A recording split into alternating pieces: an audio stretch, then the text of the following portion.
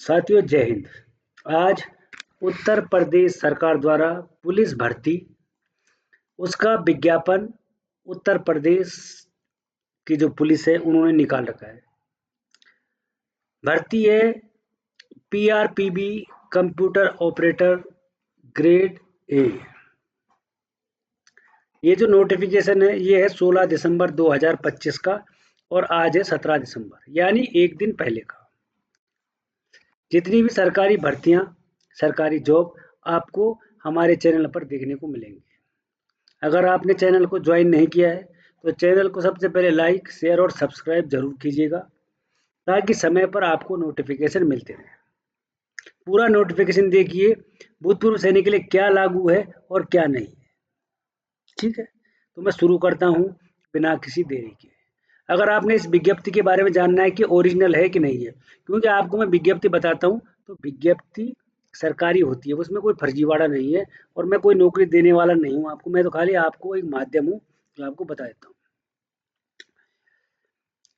अगर आपने विज्ञापन को देखना है तो ये इनकी वेबसाइट है uppbpb.government.in।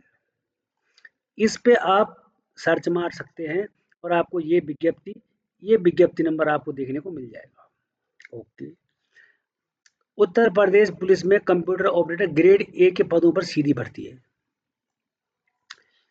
जो बेसिक पे है वो 5200 से लेके 20,200, ग्रेड पे 2400 रुपए है और यहाँ पर 25,500 से लेके 81,100 रुपए तक वेतन है। यहाँ पर फॉर्म ऑनलाइन आवेदन पत्र आमंत्रित किए जाएंगे। यहाँ पे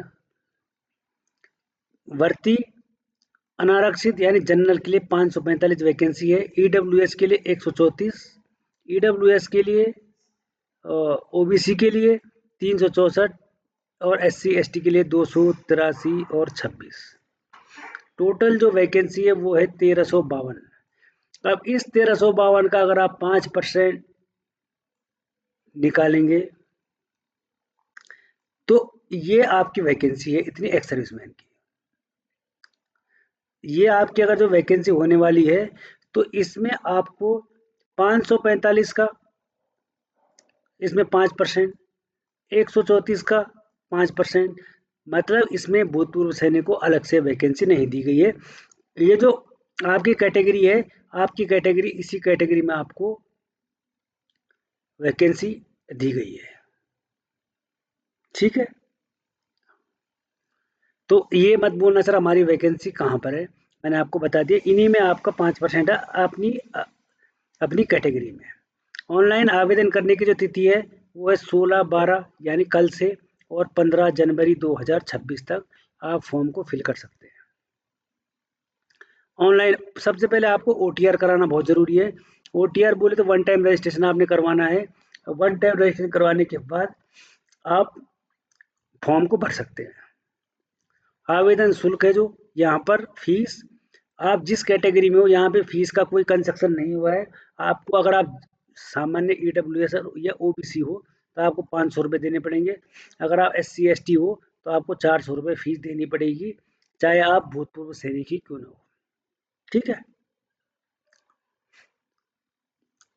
यहाँ पर जो योग्यता है, एजुकेशन है, वो है इंटरमीडिएट परीक्षा पास होना चाहिए, मैथ्स या फिजिक्स से उत्तीर्ण होना बहुत ज़रूरी है। या आपने कोई ऐसे डिग्री ले रखी हो जैसे ITI से, कोई आपने कंप्यूटर से कोई डिप्लोमा, अगर आपको उत्तर प्रदेश के मान्यता प्राप्त शैक्षणिक संस्थानों से मिला हो तब आप उस फॉर्म को फिल कर सकते हो। जो भी यहाँ पर रिजर्वेशन वाला कैंडिडेट होगा या भूतपूर्व सैनिक SC ST OBC केवल उत्तर प्रदेश के मूल निवासी ही होने चाहिए, और अदरवाइज आप जनरल में फाइट करोगे, आपको जनरल कैटेगरी में रखा जाएगा, चाहे आप किसी भी स्टेट से बिलोंग करते हैं। यहाँ पर जो लिखित परीक्षा होगी वो होगी 200 अंकों की।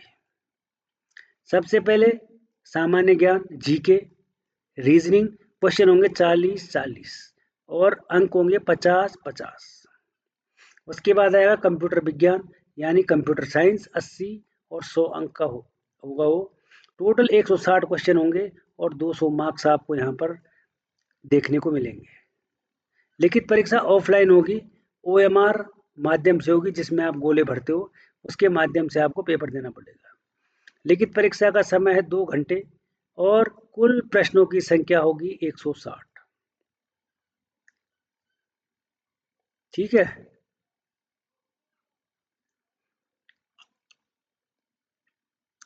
और जो क्वेश्चन पेपर है वो आपको हिंदी और अंग्रेजी भाषा, दोनों भाषा में आपको क्वेश्चन पेपर आपको मिल जाएगा। बाकी जो आपकी टाइपिंग होगी कंप्यूटर की, हिंदी में न्यूनतम 25 शब्द होने चाहिए और अंग्रेजी में 3 शब्द प्रति मिनट होना आवश्यक है, क्योंकि आप जो पुलिस रेडियो ऑपरेटर के लिए भर्ती देख रहे हैं, तो उसमें कंप्यूटर आना बहुत निहायत ही जरूरी है। अभी देख देते हैं आरक्षण। यहाँ पर लिखा केवल उत्तर प्रदेश का मूल निवासी होना आवश्यक है, तभी आपको यहाँ पर आरक्षण मिल जाएगा। जो यहाँ पर हॉरिजेंटल आरक्षण है, यानी क्षैतिज आरक्षण, यह भूतपूर्व सैनिक के लिए। यहाँ पर लिखा प्रतिशत, तो यहाँ पर है 5%। तो 5% आपको जितनी वैकेंसी है उसको भूतपूर्व सैनिक के लिए रिजर्व है।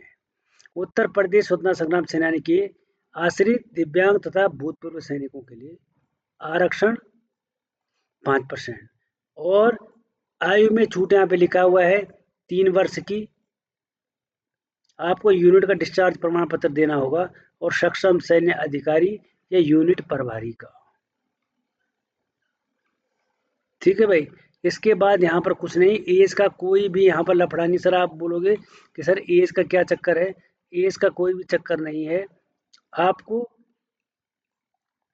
एज आपको वही देखने को मिलेगी, सर्विस -3, यानी 20 साल आप माइनस करोगे।